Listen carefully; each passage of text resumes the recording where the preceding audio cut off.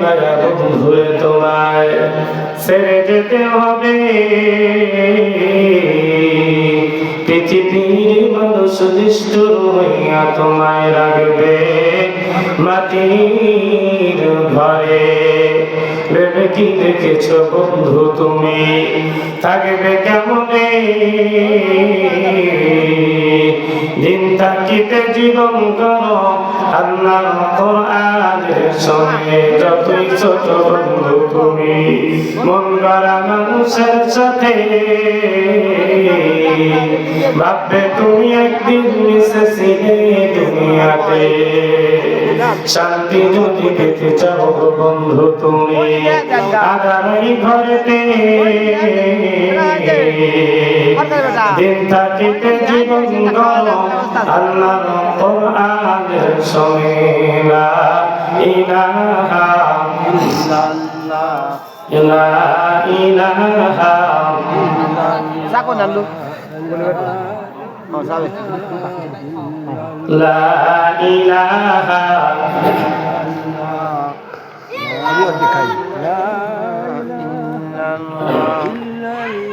খালিক নেই তুমি সারা, মালিক নেই তুমি সারা। খালিক নেই তুমি সারা, মালিক নেই তুমি সারা। কোনো মাবুদ নেই তুমি সারা, কোনো মাশুক নেই তুমি সারা। লা ইলাহা লা ইলাহা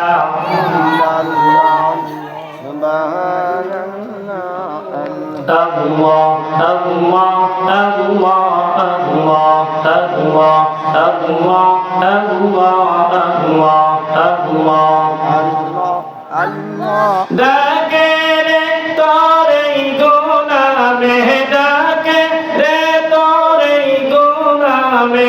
শান্তি দাও মোর কলিজায় নূর মুহাম্মদ কামলিওয়ালা।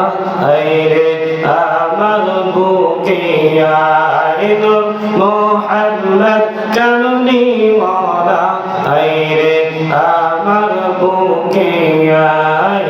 আল্লাহ আল্লাহ ও কিরদার বেশ বাদশাহী তুলিতে সেই ফুলের কলি। ফকির দরবেশ বাদশাহী তুলিতে সেই ফুলের কলি। গলায় লইয়া ভিক্ষার ঝুলি, গলায় লইয়া ভিক্ষার ঝুলি। দশ করে গাছের তলায় নূর মুহাম্মদ কামলিওয়ালা। হায়রে আমার বুকে আয় নূর মুহাম্মদ কামলিওয়ালা। হায়রে আমার বুকে আয়। আল্লাহ আল্লাহ কদ জানি দিবা শুধু চুমা খাইতে কদমে। কবে জানি আসবে শুধু চুমা দিতে কদমে। আমরা রে ভুলিবা কোনো বিধি কেমনে। আল্লাহ আল্লাহ আল্লাহ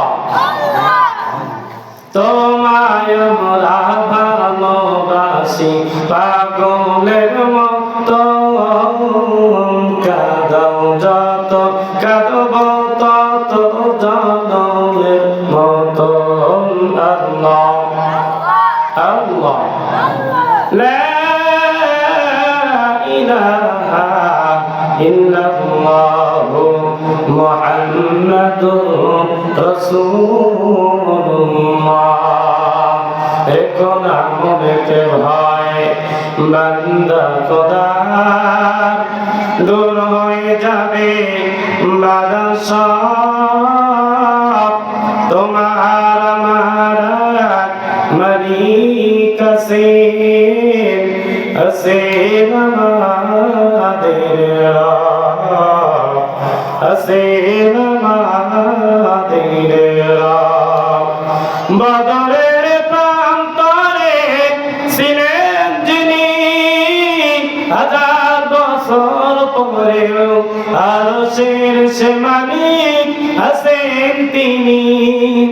বদরের প্রান্তরে ছিলেন যিনি, হাজার বছর পরেও বাংলার সে মালিক আছেন তিনি। জাহেলির আধার থাকবে না বেশি দিন, থাকবে না তাগুনের এই যে প্রভাব। রেখো না মনেতে ভয় বান্দা খোদার, দূর হয়ে যাবে বাধা সব। তোমার আমার মালিক আছেন, আছেন আমাদের রব। তোমার আমার মালিক আছেন, আছেন আমাদের রব। অপরাধ যদি কিছু করে থাকি, একটাই অপরাধ কোরআন হাদিসের কথা বলি। অপরাধ যদি কিছু করে থাকি, একটাই অপরাধ আল্লাহ রাসূলের কথা বলি। সেই অপরাধে জীবন দিতে পারি, সেই অপরাধে জীবন দিতে পারি, দিতে পারি আমাদের যা আছে সব। রেখো না মনেতে ভয় বান্দা খোদার, দূর হয়ে যাবে বাধা সব। তোমার আমার মালিক আছেন, আছেন আমাদের রব। তোমার আমার মালিক আছেন, আছেন আমাদের রব। আলহামদুলিল্লাহ। অধ্যক্ষ দলসার সম্মানিত সভাপতি সাহেব মধ্যে বসতে চায় না, অথচ মুসলমান মেলার মধ্যে আছে না নাই? আজকে সব বাড়িতে টিভির সাউন্ড গুলো বন্ধ করে অফ করে, অথচ এই জলসার মধ্যে বসার দরকার ছিল। কথা ঠিক নেবে ঠিক, কিন্তু আমরা এখনো সস্থলের মধ্যে, দোকানপাটের মধ্যে, বিভিন্ন জায়গায় গল্প গুজব আড্ডার মধ্যে আছি। অথচ আমাদের এই জান্নাতের বাগিচার মধ্যে আজকে থাকার কথা ছিল। 1 মাস ব্যাপী এই জলসার প্রসার হয়েছে কি হয় নাই? হয় নাই? হয়েছে। এই জান্নাতের বাগিচা আয়োজনের জন্য 1 মাস আগে থেকে মাইক দিয়ে, পোস্টার দিয়ে বিভিন্ন ভাবে প্রচার করা হয়েছে। অথচ আজকে সেই দিনটা আমরা সামনে পেয়েছি, অথচ আমরা এখানে বসার জন্য রাজি নই। শুধু চিলিপ দিয়ে খেয়ে দেই শেষ, আর এখানে বসতে চাই না। এজন্য আমরা এখানে বসলে আমাদের লাভ আছে না নাই? মুসা আলাইহিস সালাম আল্লাহর কাছে প্রশ্ন করেছিলেন, আল্লাহ তাআলা আপনি আপনার বান্দাদেরকে সুন্দর করে বানালেন, সুন্দর করে আকৃতি দিলেন, আশরাফুল মাখলুকাত বলে ঘোষণা করে দিলেন, আবার আপনার বান্দাদেরকে জাহান্নামের মধ্যে আপনি কেমনে নিক্ষেপ করবে? প্রশ্ন করেছিল কে?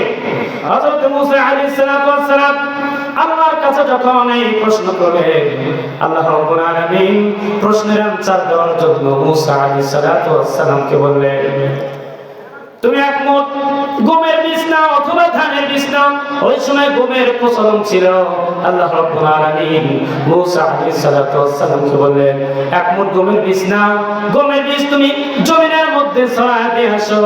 আল্লাহ রাব্বুল আলামিন অর্ডার করার সঙ্গে সঙ্গে মুসা আলাইহিস সালাম গমের বীজ হাতে নিলেন, ময়দানের মধ্যে ছিটায় দিয়েছেন। আস্তে আস্তে বীজগুলো যখন জমির মধ্যে বপন করে দিলেন, একসময় অঙ্কুর বের হয়ে গেল, একসময় বড় হয়ে গেল, এরপরে বড় হয়ে গেল গম, এক সময় পাকার সময় হয়ে গেল, মেচুরিট হয়ে গেল। গমগুলো যখন পেকে গেল, মুসা আলাইহিস সালাম এবার যখন গমগুলো পেকে গেছে, মুসা আলাইহিস সালাতু ওয়াস সালাম এবার লোকজন সহকারে গিয়ে ময়দানে চলে যেয়ে গমগুলো কেটে নিয়ে আসলেন। কিন্তু গম যখন কেটে নিয়ে আসলেন নিচের কিছু অংশ থাকে কি থাকে না বলেন? কথা বলেন। নিচের কিছু অংশ থাকে কি থাকে না বলেন? আল্লাহ রাব্বুল আলামিন এবার মূসা আলাইহিস সালাতু ওয়াস সালামকে প্রশ্ন করলেন, পয়গম্বর মূসা, আপনি এত কষ্ট করে গমের বীজ জমিনে বপন করলেন, বড় হয়ে গেল, অনেক কষ্ট করলেন, পরিচর্যা করলেন, যখন পেকে গেল গমগুলো আপনি কেটে নিয়ে আসলেন, কিন্তু নিচের জমিনে কিছু অংশ আপনি কেন রেখে আসলেন? প্রশ্ন আছে না নাই? আল্লাহ রাব্বুল আলামিন যখন প্রশ্ন করলেন মূসা আলাইহিস সালাতু ওয়াস সালাম আল্লাহর কাছে বলেন, আল্লাহ রাব্বুল আলামিন যে গমগুলো আমার দরকার ওইগুলো আমি কেটে নিয়ে এসেছি, যেগুলো আমার দরকার নেই ওইগুলো জমিনের মধ্যে আমি রেখে দিয়ে আসছি। কথা ঠিক না ভাই? আল্লাহ রাব্বুল আলামিন এবার বুঝাতে চাইলেন পয়গম্বর মূসা আলাইহিস সালাতু ওয়াস সালামকে বুঝাইলেন, আমার পয়গম্বর মূসা তুমি শুনে রাখো, যে সমস্ত বান্দা আমার কাজে দরকার ওই সমস্ত বান্দাদেরকে আমি বেছে বেছে আমার জান্নাতের মধ্যে প্রবেশ করাবো, আর যেগুলো কোনো কাজের নয়, কোনো কিছুই নয়, ওইগুলো জাহান্নামের মধ্যে চলে যাবে। আজকে যারা জান্নাতের বাগিচার মধ্যে আসবে, এই জান্নাতের বাগিচার মধ্যে বসবে, ওই সমস্ত বান্দা আমার আল্লাহর কাছে বড় দামি হয়ে যাবে। কথা ঠিক না ঠিক? এজন্য যারা জান্নাতের বাগিচার মধ্যে বসে যাবে, যদি অল্প সংখ্যক মুসলমান এই জান্নাতের বাগিচার মধ্যে থাকে, বাহিরে যারা আছে ওই সমস্ত মানুষদের চাইতে এই অল্প সংখ্যক মুসলমান আমার আল্লাহর কাছে সবচেয়ে দামি মুসলমান। কথা ঠিক না ঠিক? এজন্য 1000 বছর হয়েছে, সূর্য যখন অস্তমিত হয়ে যায়, পশ্চিম আকাশে ধরে যায়, একদল আল্লাহ রহমতের ফেরেশতা আল্লাহ রাব্বুল আলামিন দুনিয়ার জমিনে অবতরণ করে দেন। আর ওই সমস্ত ফেরেশতাগুলো দুনিয়ার জমিনে আসার পর তারা খুঁজতে থাকে কোন আল্লাহর বান্দাগুলো কোন কাজের ভিতরে নিয়োজিত রয়েছে। আজকে খুদরামুল হারা বাইতুল আমান জামে মসজিদের এই জান্নাতের বাগিচার মধ্যে যে সমস্ত বান্দাগুলো বসে থাকবে, আল্লাহর রহমতের ফেরেশতাগুলো ওই বান্দাদের নামগুলো লিখে আমার আল্লাহর কাছে জমা দিয়ে দেবেন। একবার সিল্লা বলেন মারহাবা। এজন্য যারা এখানে বসেছেন ওই মানুষগুলো আল্লাহর কাছে সবচেয়ে দামি, আর যারা চতুর্দিকে ঘোরাফেরা করছে এইগুলো দামি চাই, এগুলো মানুষের চাইতে এই সমস্ত বান্দাদের আল্লাহর কাছে সবচেয়ে দামি। কথা ঠিক না ঠিক? এজন্য আমরা এখানে বসে ঠকি নাই। কথা ঠিক না ঠিক? অবশ্যই আমরা জিতেছি। এজন্য কোরআন থেকে আলোচনা হবে, কোরআন থেকে আমরা আলোচনা শুনবো। এজন্য আজকে মুসলমান কোরআনের আলোচনা কান দিয়ে শুনতে হবে, হৃদয়ের কান দিয়ে কোন দিয়ে? হৃদয়ের কান দিয়ে শুনতে হবে। শুধু কান দিয়ে শুনতে হবে না, আপনি এক কান দিয়ে শুনে আরেক কান দিয়ে বের করে দিলেন চলবে না। আপনাকে হৃদয়ের কান দিয়ে শুনে কোরআন বুঝতে হবে। আপনার কোরআন বুঝে সে অনুযায়ী যদি আপনি আমল করতে পারেন, আল্লাহর কসম মৃত্যুবরণ করার সঙ্গে সঙ্গে আল্লাহর জান্নাত আপনাকে কোরআন পৌঁছে দেবে। বলেন সুবহানাল্লাহ। সন্দেহ আছে? কোনো সন্দেহ নাই। এজন্য কোরআন যারা মানবে দুনিয়ার জমিনে, কোরআনটা আল্লাহ রাব্বুল আলামিনের কাছে সুপারিশ করে বান্দাকে আল্লাহর জান্নাত পর্যন্ত পৌঁছায় দিবেন। আজকে আমরা দুনিয়ার মধ্যে যারা আছি সব মানুষগুলো কিন্তু আমরা সব মানুষগুলো প্রতিযোগিতার সহিত অর্থের মালিক হতে চাই, টাকা পয়সার মালিক হতে চাই, সব কিছুর মালিক হতে চাই। কথা ঠিক না ঠিক? আজকে আমরা এই দুনিয়ার জমিনে সব কিছুর আমরা মালিক হতে চাই। মৃত্যুর পরে আপনার সব কিছু বন্ধ হয়ে যাবে, আপনার আমলগুলো আল্লাহর কাছে সবচেয়ে বড় দামি হয়ে যাবে। বলেন সুবহানাল্লাহ। মৃত্যুর পরে আপনার সব আমলগুলো যখন বন্ধ হয়ে যাবে, একটা আমল আজকে কুদরতুল হারাম বাইতুল আমান জামে মসজিদের এই জান্নাতের বাগিচার মধ্যে আপনি বসে রয়েছেন, সব আমলগুলো যদি বন্ধ হয়ে যায়, আমার আল্লাহ রাব্বুল আলামিন পারেন এই ওসিলে আপনাকে সব অপরাধগুলো ক্ষমা করে আল্লাহর জান্নাত পর্যন্ত পৌঁছায় দিবে। না সন্দেহ আছে? কোন সন্দেহ আছে? না কোনো সন্দেহ নাই। এজন্য আল্লাহর কোরআন যারা শুনবে, এই কোরআন যারা মানবে, এই কোরআন আল্লাহর বান্দাকে জাহান্নাম থেকে মুক্ত করে তাকে জান্নাত পর্যন্ত পৌঁছায় দেবেন। অন্ধকার থেকে বান্দাকে আলোর দিকে নিয়ে যাবে।